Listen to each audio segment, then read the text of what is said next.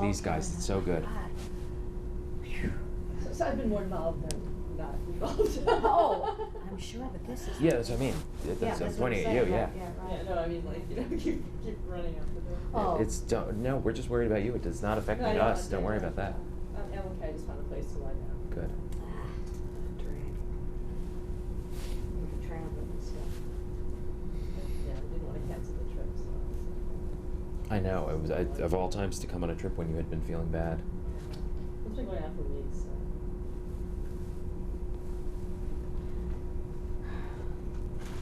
The stories, 50 years of this nonsense. Uh-huh. So? I'll mention it when we get back on. I'll find a way to work that in. Wait till you see. Okay. Just you wait and see. I'm going to work in that story, and here I'm going to do it clumsily. You were saying that on Christie you were thrown from a horse? Well, there was horseback riding in Christie, which was, which I thought was going to be lots of fun, and I enthusiastically trained, but they didn't train the horses. So in the old days, you had horses who were used to running up to 9 lights and stopping and doing it over and over again. But normal horses get bored. They say, this is boring. Didn't we do this already? Nothing's happened, So I was thrown from a horse that was standing still and being held at its head by a large 6'4" wrangler, but I was thrown off the back of this horse, and my life was saved by my corseting, because I was corseted from the top of my back down to my pubis, and as I was crawling under the flashing hooves of this horse, in a lot of pain because my jaw had been smashed, and smashed together, and I thought, you might get this one. It was kind of funny. I thought I'm going to do a new series about a woman in jeopardy called I'll Crawl Away. At any rate. So then we did the scene a couple more times, and then I had to say to that nutbag, Michael Rhodes, who was genius but so crazy. I said, Michael, if we don't get this next, I'm going to cry in front of this crew, and I'd really rather not. And then we made it home from that day, which was hellish, and I had this headache, and he sent me a very bad bottle of champagne. At which point I opened my refrigerator and took out this is a revenge story. Took out a bottle of Dom Perignon and said, please give that to Mr. Rhodes and tell him this is real champagne. I don't need headache champagne. I already have it. That's the story of that. Well, let's talk about a happier moment. Well, it's dangerous work I know, sometimes, and women complain about corsets. They save lives. Look at that. They save lives. I'm here to tell you. Let's talk about some of your judging, Amy, other co-stars. I saved it because I know we would talk about him again. You did some TV movies with him in the interim, as I said, with Richard Crenna. You had a long-standing co-worker relationship with him. In 2000, he was cast as Maxine's love interest, Jared Duff, on the show.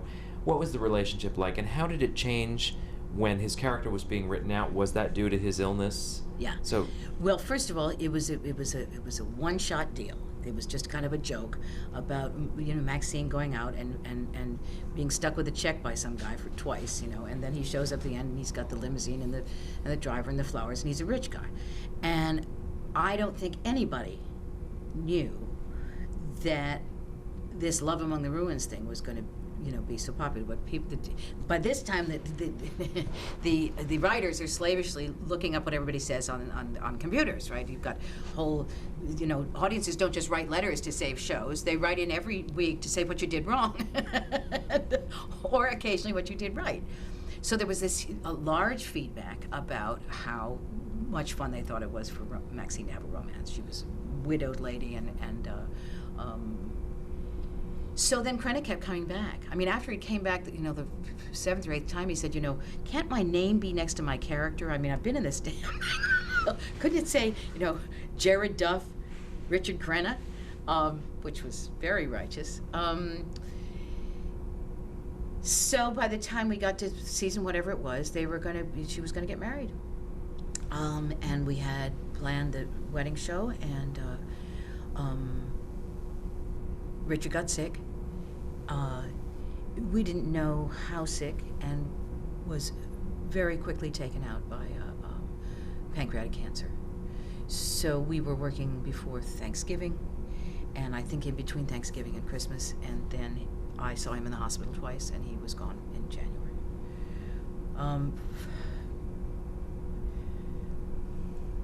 Which was very tough on his family. Cindy would say on him. I think, again, it was a pretty decent exit, benign exit. You know, he didn't have to be in pain for too long and all of those stuff. And he was once again, he was once again very popular because he was on a popular show, and so people were stopping in the supermarket. He was kind of loving that. Not that he was ever out of fashion, because he did movies, and he had this amazing career from a kid on the radio right up until the end, you know. And so he was in a hit again, and he loved that, and we loved it.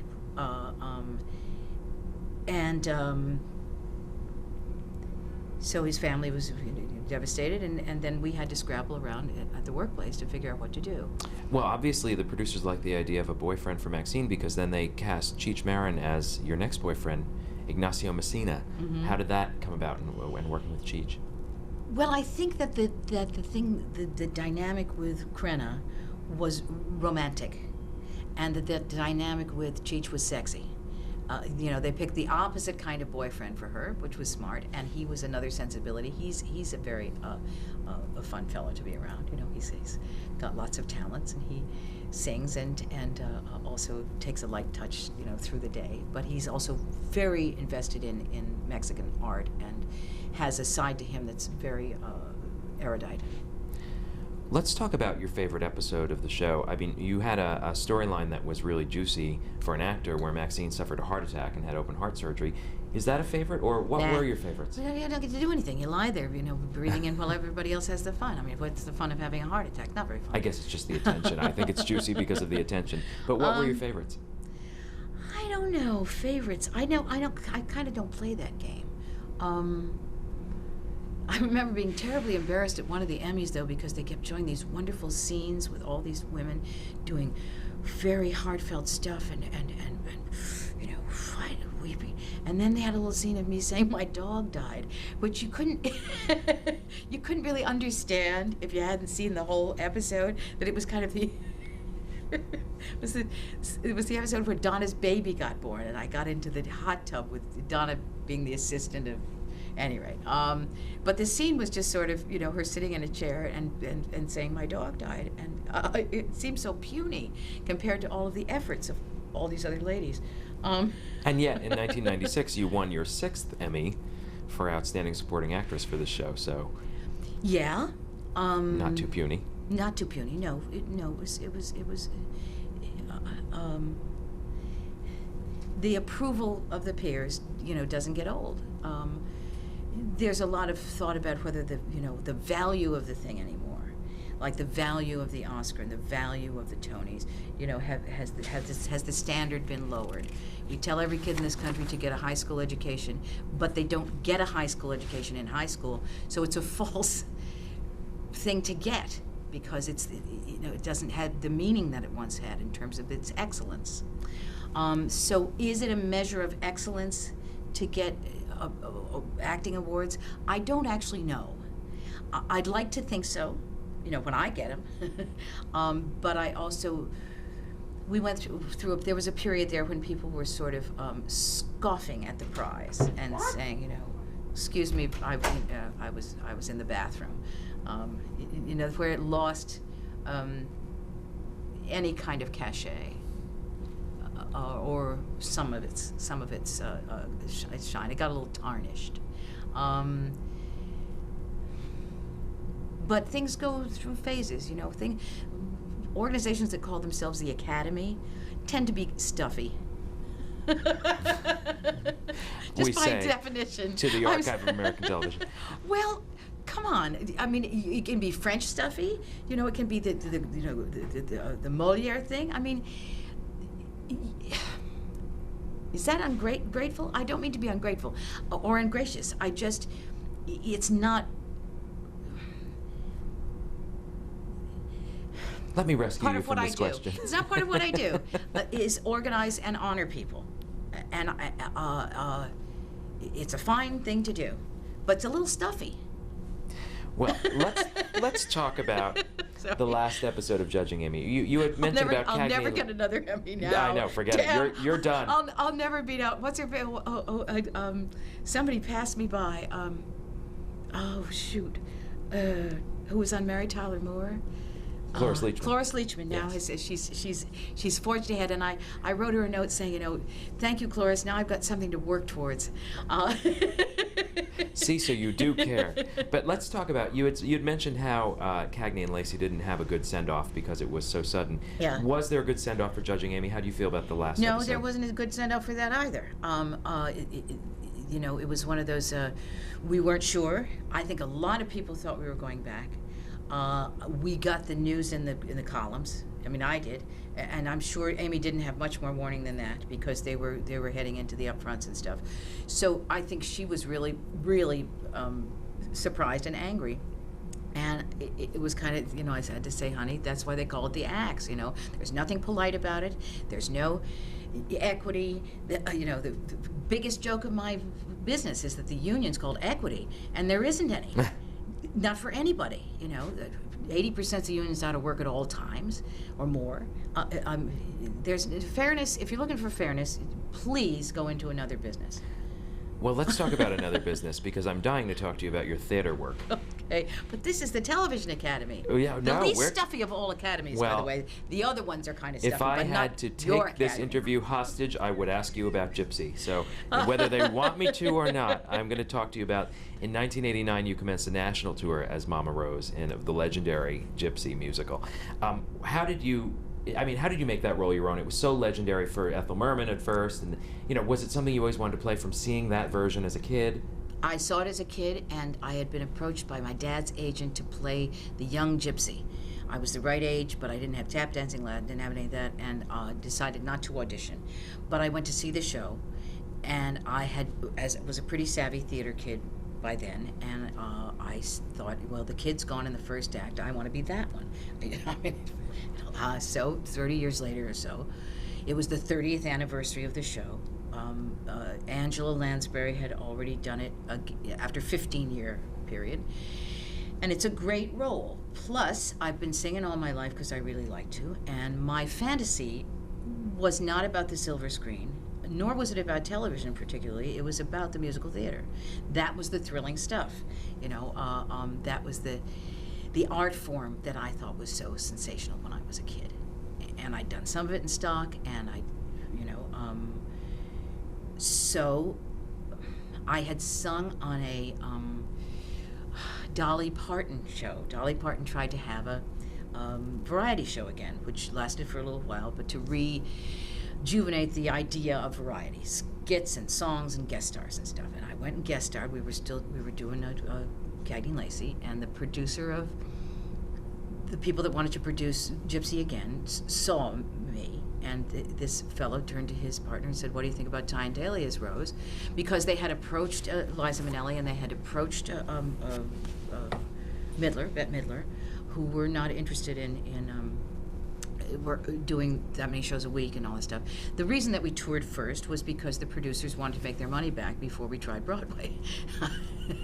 That's how it works. What the opportunity for me was to get on the stage after I hadn't been on the musical stage in 10 years. Although I had trained for it in school, the American Musical and Dramatic Academy. We had to sing and dance and carry on. I got to really learn my job on the road. I had 3 weeks rehearsal in New York, and we went off to Chattanooga, Tennessee, and began to do the shakedown cruise, figure out the lumps, so that by the time we did get here, the show and I were ready to, play the play, revive the play, which means breathe life into.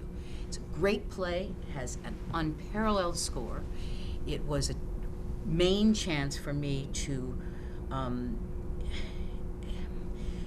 not be just categorized as a television actress.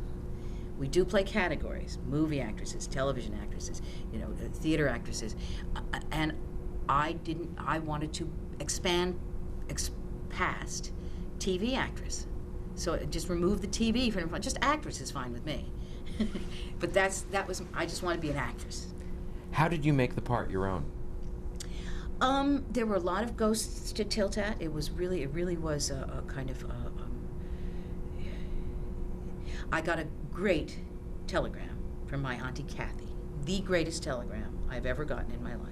It's framed, and I think I sent it to Boston with all the other memorabilia after the end of it. But so I no longer have it in my possession. But it's, and it said, "Dear Tyno, break a legend," which is actually genius. Yeah. And that was the task, you know. And I also had to make sure the audience knew that they weren't going to see Mary Beth Lacey as Rose, which how did I do? I worked very hard with the people that knew about that play the best. Arthur Lawrence, who wrote it and also directed our production, and Julie Stein, and to a lesser degree Stephen. Stephen wasn't around very much, but.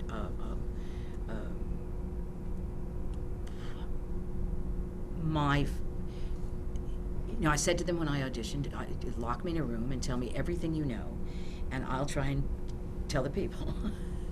But I mean, were there physical differences in your Rose versus the other? Were there Sure, I think different so. orchestrations? I mean, like literally No there were different differences. orchestrations. No, it's Different a singing classic. style. Different singing style, of course. There's no such thing as somebody who does Merman, and I wasn't interested or capable of doing a Merman imitation. But we were pretty true to the keys, except sometimes 8 shows a week. That's a very tough show. So there were times in the matinee when we lowered, either half or a whole step, because it's very wearing on the voice. There was probably more dancing, more moving than I remember out of Merman. I was very young. I never saw another Gypsy until I saw Patti LuPone this season at the Encores, and I realized that sort of going into the theater. I didn't see Lansbury. I didn't see Bernadette Peters. Did you see the TV production with Bette Midler? No, I didn't. I was doing Christie, and I was working. I got home and it was over, and practically over. And I got a call from my daughter. I remember it very clearly, because she was pregnant with my grandchild, and she'd had a little mishap, and it was very scary. So I was doing long distance mothering instead of watching Miss Midler, and I haven't looked at it. I guess it's gettable. Would you have had a chance to play it on TV, do you think, or after your successful Broadway I was very run? pissed off. I didn't know what happened. I thought my medium, my network, and arguably now my show, and it was a long time afterwards that I went to Arthur Lawrence and said, what happened and stuff, and I got my answer out of a network executive finally, not Jerry Offsay, the other wrong Jerry. Can't remember that guy who was running CBS. And he said, I got a telephone call in the night saying, I've got Midler, I've got Gypsy, and my next call is to NBC. Now, as an executive, what would you have done? But you comfort yourself by saying, well, Ethel Merman didn't get to do the movie either. Right. And besides that, I have 500 performances of Gypsy that belong to me and cannot be removed by any other actress trying it. And got you a Tony Award. How does it feel to get Tony recognition? And is it different from Emmy recognition? Yes, it was different. It was a pretty unhappy time in my life, and it didn't make up for that unhappiness. It was a sad night for me. It was a difficult night for me. Do I like having an asterisk that says Tony winner? Sure. Yeah, and the outer circle drama critics and the drama critics. There was a lot of what my mother calls emotional gravy from that experience. And you've But it was a bad time in my life. personally. You've continued to play so many other roles in theater. I want to talk about your most recent role was in The Rabbit Hole, which you got a Tony nomination for again. But that role or others, what theater roles have been important to you? And then I want to talk about what you're doing currently. A play called Ashes that I did at the Mark Taper Forum before what's the name of that Eastwood picture? The Enforcer. The Enforcer. And I'd auditioned at the Mark Taper for 8 straight years, and when I finally broke through and got some responsible parts there, including a Chekhov, Three Sisters, and I loved that play. I was lousy in the Chekhov, but I was really good in Ashes. Gypsy, of course. Rabbit Hole. When I came back to town after the series was over, I decided I wanted to function here and be in the theater, and specifically be in new plays. Because revivals are great, but with a new play, you're sitting in the theater and the people are coming in and you can hear them, and you know that you're going to tell them a story they haven't heard before. And nobody's got the libretto, and nobody's saying, what about Merman? And nobody's saying, there's nobody saying, what about Burbage, for Christ's sake? It's not Shakespeare, there's no template to follow. However you tell the story is how it goes, which is pretty exciting. Anyway, Rabbit Hole was success. 5 of us got nominated out of a small. We had a limited run, although I was really hoping the play would win the Tony because it was the only American play on the list. Everything else was English and Irish. It did win the Pulitzer Prize, which so this is another nice asterisk for David Lindsay Bear, who's a wonderful playwright, and young playwrights should be encouraged. This season, I'm encouraging another young playwright named Edward Albee. Yeah. Who has written a new play, and although there'll be revivals of his plays all over the city, we're going to do the new one, which means I get to help invent an Edward Albee woman. And it's called? It's called Me, Myself, and I. And when does that begin? I've started already because it takes me 4 times longer to learn the jingles than it used to. But we start rehearsal in December, middle of December, just after my daughter's birthday, and open in the middle of January and play until February. And we'll see at the McCarter Theater in Princeton, New Jersey. Sounds like an ad. Like I should be on. Yeah, I know. Well, let's hope this works as an ad. Do you have any other current projects to talk about? No. Well, that's a Isn't big that one. enough? Well, no, that's a big one. Now, let's talk about the work. Everybody always asks an actor, and what else are you doing? And what else? It's like, And what else? shit, I'm working 15 hours a day. No, I don't have another. They always That's ask you enough. that. And what else are you doing? It's like a guy in the middle of an operation of doing a kidney, and they say, and when are you going to do your next lung? I'm like, just hold on a minute. Well, let's talk about the work you did with your daughter, Catherine Dora Brown, in the 2001 TV movie The Wedding Dress. Yes. Did you hope your kids would be actors? Do you like working with them? I mean, you worked with your dad. Now it's come full circle. Well, not yet. What if they have kids that are actors? I mean, in the family business, Catherine doesn't have any kids, but she has a niece and a nephew. I was brought up to believe that acting was a noble profession. I have amended that a little bit, but I don't think it's an unnecessary profession. I do think that we need each other's stories. The fact that not everybody's stories get told is tragic. The fact that we tell the wrong stories that discourage and disappoint and violate people and inure them to each other's pain and do that's also very wrong, in my opinion. I wish that there were more stories that had to do with uplift and beauty and delight. I think the uses of delight are great. When I did Call Me Madam, in a comeback to New York, Another Merman role. But it was only a 4-day gig, and it was around an event that I wanted to be at. And I was so surprised by 2 things. One, it felt like a comeback, and I didn't know I needed one. Because I hadn't been gone for that long. 2, the people ate it up with a spoon, as if they were getting dessert for the first time in 2 years. It was just nothing. It was just fluff, It was definitely whipped cream. But they were so happy to have some whipped cream instead of let's lift up rocks and look at creepy creatures. Let's have it. There's a TV show on now about a funny serial killer. Dexter. And his blood is splashed all over him on posters in the subway. And I feel like an old fart about it, but I have a failure to understand the concept. That meanness and yuck is pervasive. Well, let's talk about I'm not supposed to. not just the medium, but what was the most important advice anyone ever gave you about acting on television, or what advice do you pass on to other people? Don't do it. Advice is ridiculous. I mean, you know, obviously I didn't take it, and I don't think anybody else should take it if they don't want to. But I mean, are there specifics about Don't- television? I said the reason I say don't do it is not because it's a punishing and difficult profession, because it is. I say don't do it because there's far too many of us, and I don't want the competition.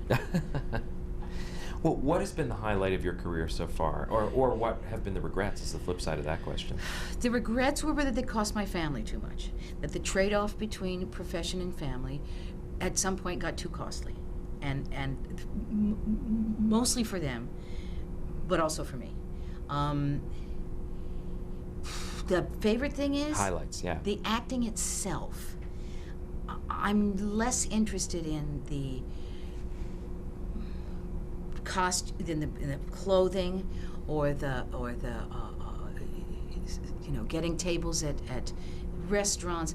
I do like getting tickets for the theater. You see, if I go and I say, you know, where's the professional courtesy tickets, they kind of say, oh, Miss Daly, we don't have tickets till April, but so I like that part. I get theater tickets. I have to pay for them, but I can get them. I like seeing good shows. I'm still a pretty enthusiastic audience. I like it when it's good. But as a performer, in fact, I'm going to use the word again. Tyne Daly, what is your legacy My in terms legacy. of your career When and we got particular nominated, projects? the show was nominated for the Tony for the first time. I went all through the whole company and took pictures of their knees. We made a big poster saying, you know, these are the nominees. We did. I did that for Judging Amy too. That's what kind of became a trick. What is my legacy? When you're remembered someday, and you've I done don't much thi- more even than now, what do you think will be the highlights?